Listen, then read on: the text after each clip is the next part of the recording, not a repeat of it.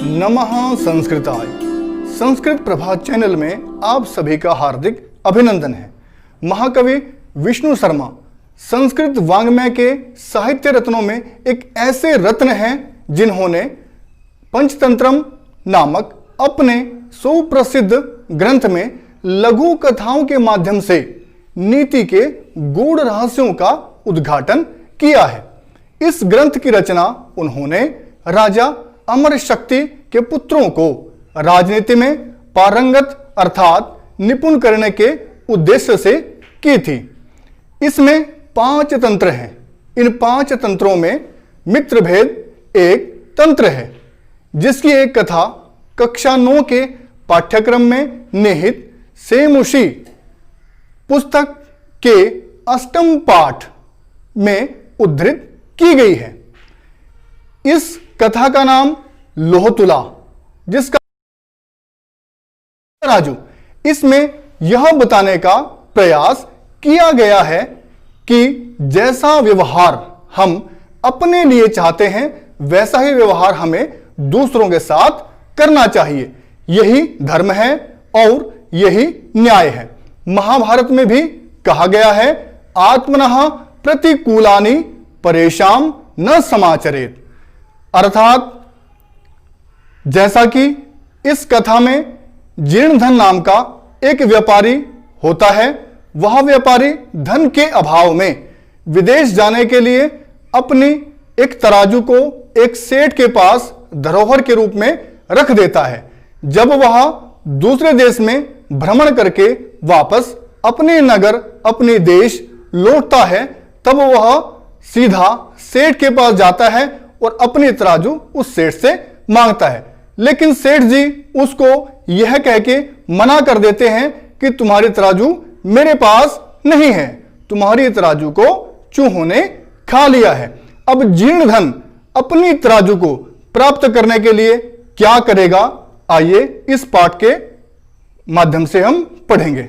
आसीत कस्मिंश्चित् अधिष्ठाने, आसीत था कस्मिंश्चित् अधिष्ठाने, किसी स्थान पर जीर्णधनो नाम, जीर्णधन नाम का वणिक पुत्र, बनिए का पुत्र, अर्थात किसी स्थान पर जीर्णधन नाम का बनिए का पुत्र रहता था।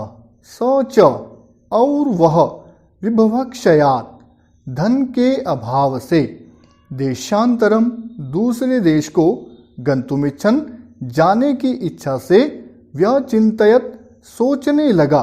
उसने क्या सोचा? यत्र देशेऽथवा स्थाने भोगा भुक्तः स्ववीर्यतः तस्मिन् विभवहीनो यो वसेत् स पुरुषाधमः। आइए सर्वप्रथम इस श्लोक का अन्वय देखते हैं। यत्र देशे अथवा स्थाने स्ववीर्यतः भोगाः भुक्ताः तस्मिन् यः विभवहीनः वसेत् सः पुरुषाधमः। यत्र देशे अथवा स्थाने, जिस देश अथवा स्थान पर, स्ववीर्यतः, अपने पराक्रम से, भोगाः भुक्ताः, सुख साधन और भोज्य पदार्थों का भोग किया हो, तस्मिन्, उस स्थान पर, यह जो, विभवहीनः, धन से हीन होकर, वसेत, रहता है, सह पुरुषाधमः, वह नीच पुरुष होता है।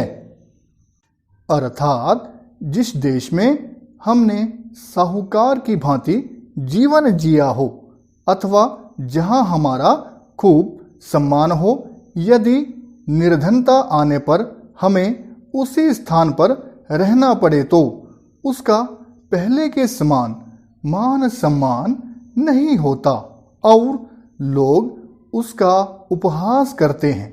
ऐसे में उस स्थान को छोड़ देना ही उचित होता है। तस्य च गृहे, और उसके घर पर, अर्थात जीर्ण धन के घर पर, लोह घटिता, लोहे से बनी हुई, पूर्व पुरुषोपार्जिता, पहले के पुरुषों द्वारा अर्जित की गई अर्थात जीर्ण धन के पूर्वजों द्वारा खरीदी गई तुला आसीत तराजू थी।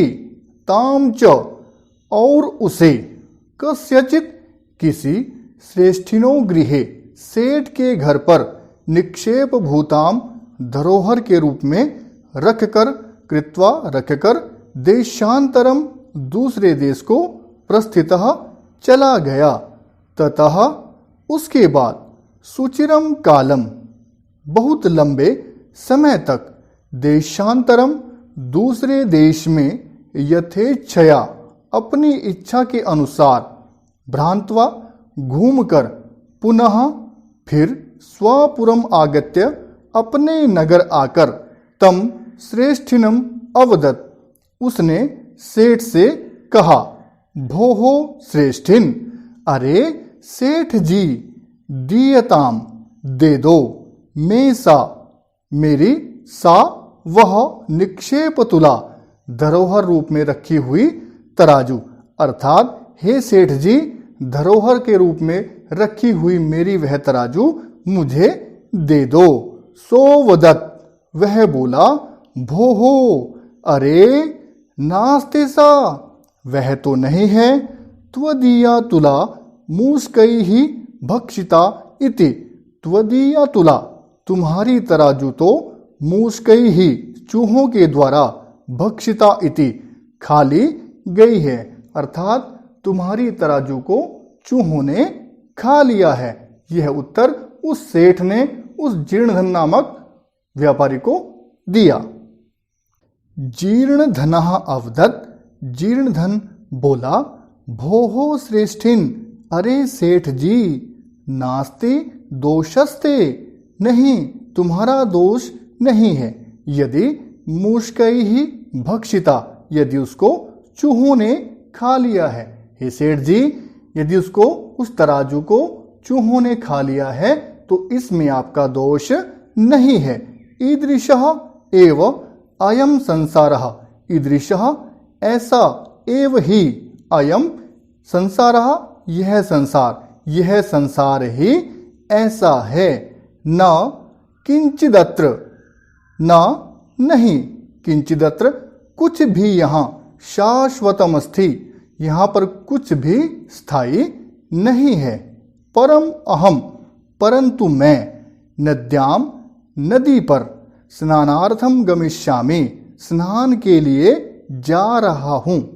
तत त्वम अतः तुम आत्मीयम अपने एनम शिशुम इस शिशु को इस बालक को धनदेव नामानम अर्थात अपने पुत्र धनदेव को मया सह मेरे साथ स्नानोपकरण हस्तम स्नान की सामग्री हाथ में लेकर प्रेषय इति मेरे साथ भेज दो।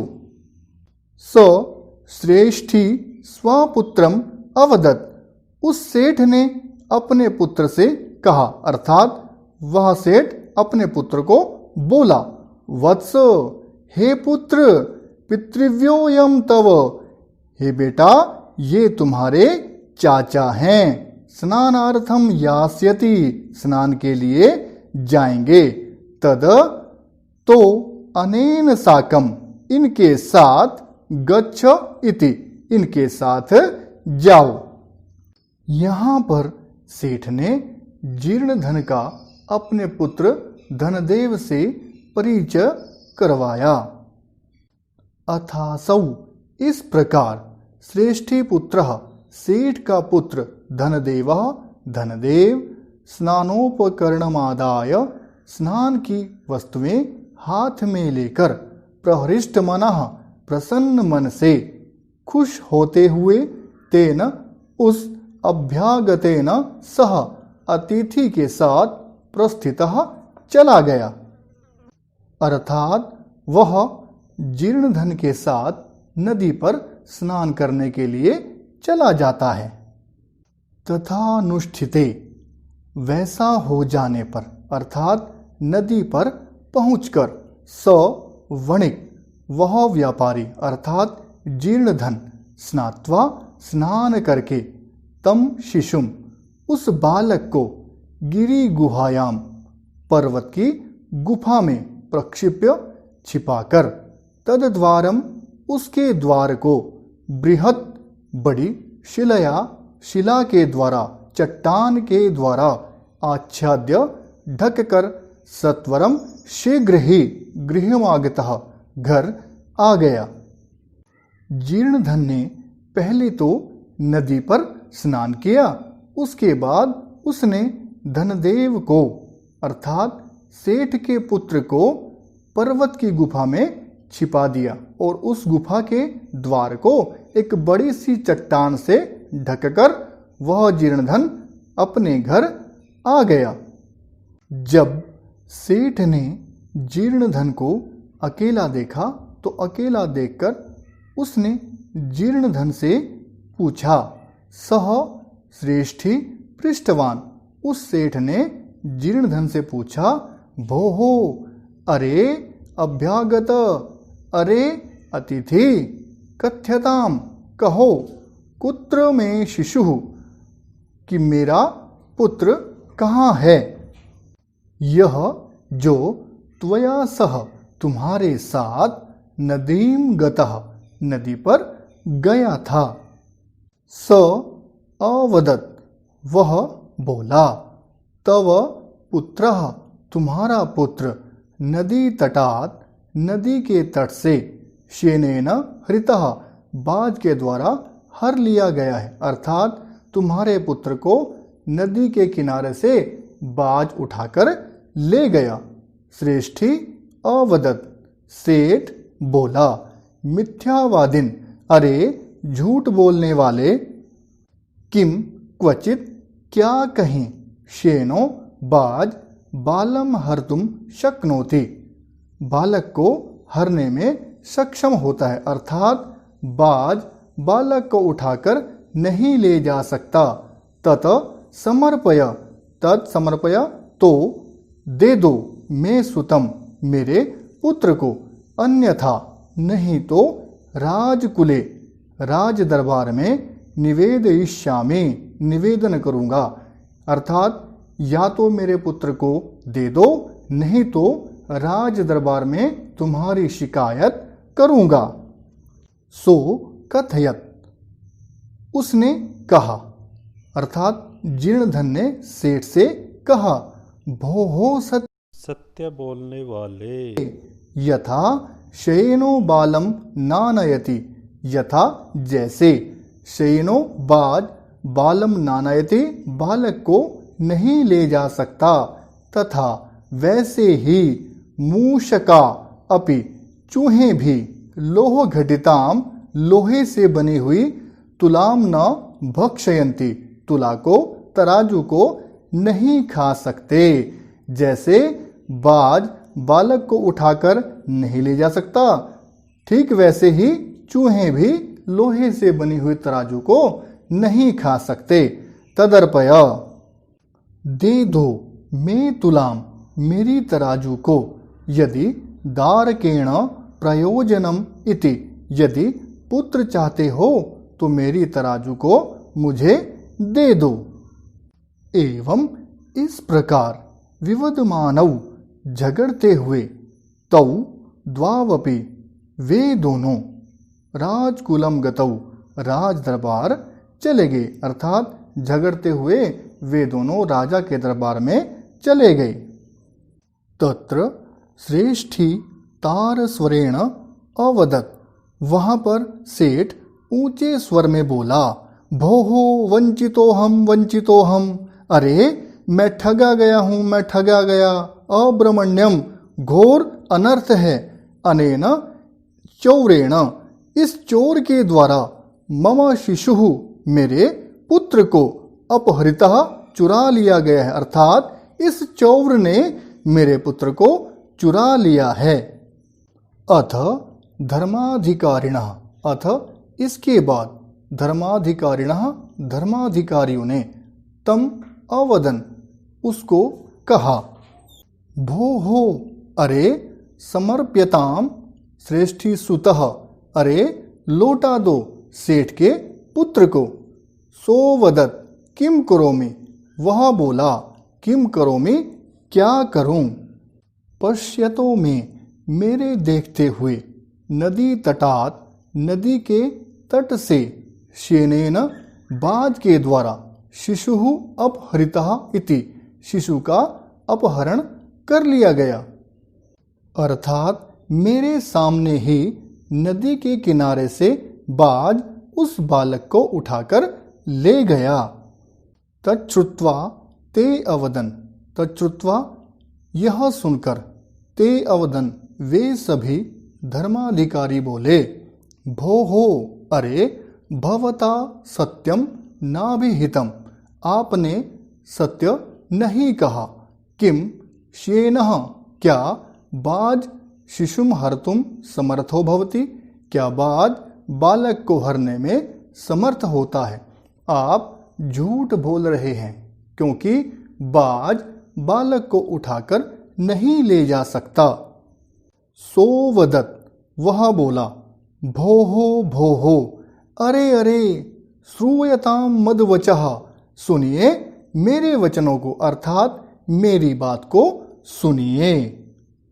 तुलाम लोह सहस्रस्य यत्र खादन्ति मूषकाः, राजन तत्र हरेच्छेनो बालकम नात्र संशयः। आइए इस श्लोक का अन्वय देखते हैं। राजन, यत्र मूषकाः लोह सहस्रस्य तुलाम खादन्ति तत्र श्येनः बालकम हरेत् अत्र संशयः न अस्ति। अर्थात हे राजन, जहाँ लोहे से निर्मित तराजू को चूहे खा सकते हैं, वहाँ बाज बालक को उठाकर ले जाए, इसमें कोई संदेह नहीं है। ते अपृच्छन्, उन्होंने पूछा, कथमेतत्, यह कैसे। ततः, इसके बाद, स श्रेष्ठी, उस सेठ ने, सभ्यानामग्रे, सभी सभ्य जनों के सामने, आदितः, आरंभ से, सर्वम वृतांतम, संपूर्ण वृतांत को, सारी घटना को, न्यवेदयत, निवेदन किया। उस सेठ ने सभा में उपस्थित सभी लोगों के सामने पूरी घटना को बताया। ततः इसके पश्चात न्यायाधिकारिणः, न्याय के अधिकारियों ने विहस्य, हंसकर, तौ द्वावपि, उन दोनों को भी, संबोध्य, समझा बुझाकर, तुला शिशु प्रदानेन तोषितवन्तः, तुला और बालक प्रदान करके संतुष्ट कर दिया। अर्थात सेठ को उसका पुत्र मिल गया और जीर्ण धन को उसकी तराजू। प्यारे बच्चों, आज हमने 9वीं कक्षा की संस्कृत पाठ्य पुस्तक शेमुशी के 8म पाठ का हिंदी अनुवाद किया। आशा है आपको यह पाठ समझ आ गया होगा। नए पाठ के साथ पुनः मिलामः, फिर मिलेंगे। घर पर रहें, सुरक्षित रहें, स्वस्थ रहें। जयतु संस्कृतम, जयतु